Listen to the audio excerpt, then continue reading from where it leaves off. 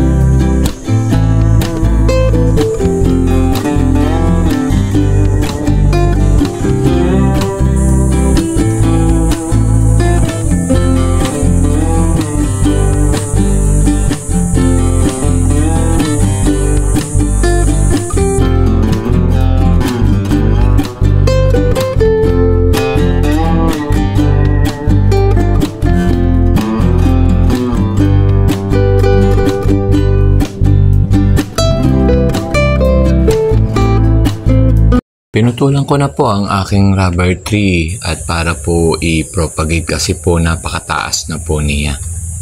Ito na po ang aking rubber tree.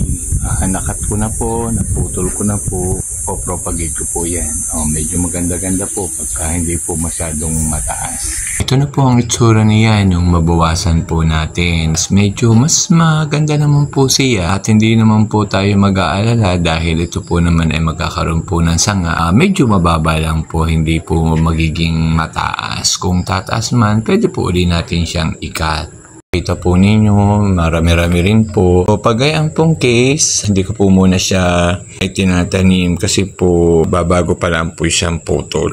Inayos ko po muna ang aking nakat na rubber tree para po i-ready po sa aking pagpo-propagate.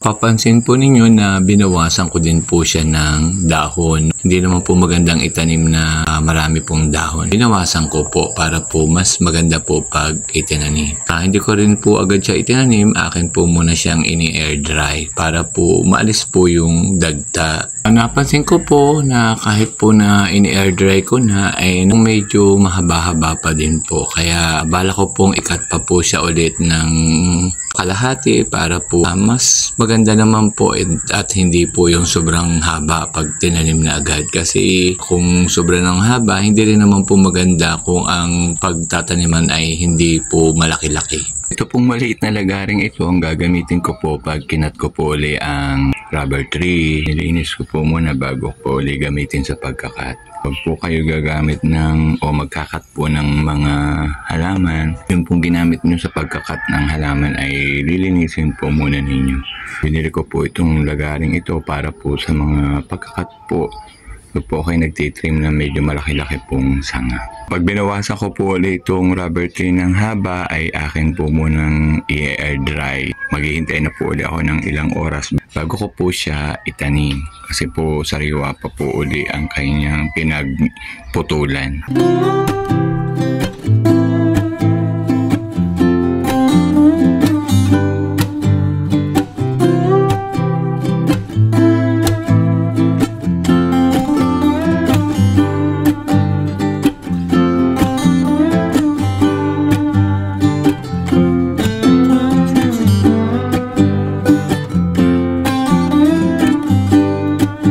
Ito na po ang ating pong kinat. So marami-rami din po at medyo talaga po mahaba ang rubber tree. Kaya po binawasan po natin ng maganda-ganda naman po. Bago lang po siyang cut, hindi ko pa po talaga siya pwedeng itanim. Tutuyuin po muna natin. Mamaya ako na pong pahapon siya itatanim at medyo mainit-init na po ang sikat ng araw. Siguro po pagka nakapagluto ako at nakakain, saka ko ulit siya babalikan mamaya pag nakapahinga. saka ko siya ipopropagate o itatanim.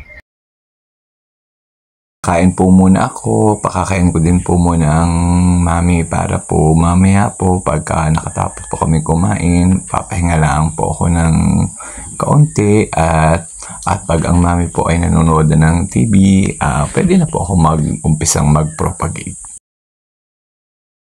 Kakain na po ako, babalik na po akong garden at mag-umpisa na po tayong mag-propagate po ng rubber tree. So medyo nakapahinga na din po na makakain.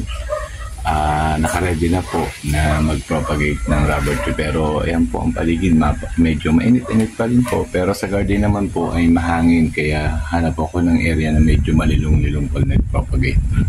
Ito po ang lupang gagamitin ko at ito naman po ang paglalagyan ko nung propagation po ng rubber tree. Kailangan medyo malaki-laki po, nang hanap pa po ako.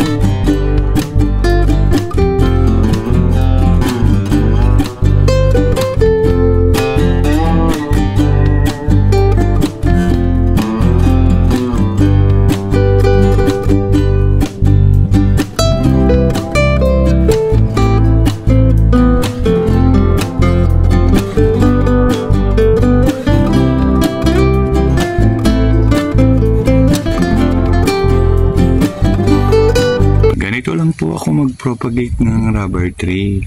Tusok-tusok lang po. Kaya lang po, pag po ganyan ang pag-propagate, siguraduhin po natin, hindi po siya lagi nang naiibo.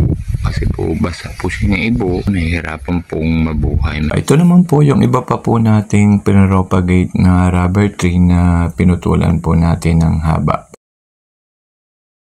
Yung rubber tree na pinutol dati. Kita po nyo ang pinagputulan. Yan may mga bago na po siyang sanga. Ganda po. At least hindi po siya ganun kataas. Ito po yung aking pinutol. Ayan, kita po ninyo, may bago na rin pong sanga at dahong nalabas. Ito po itusuklaan. Buhay na po. Ganda rin po.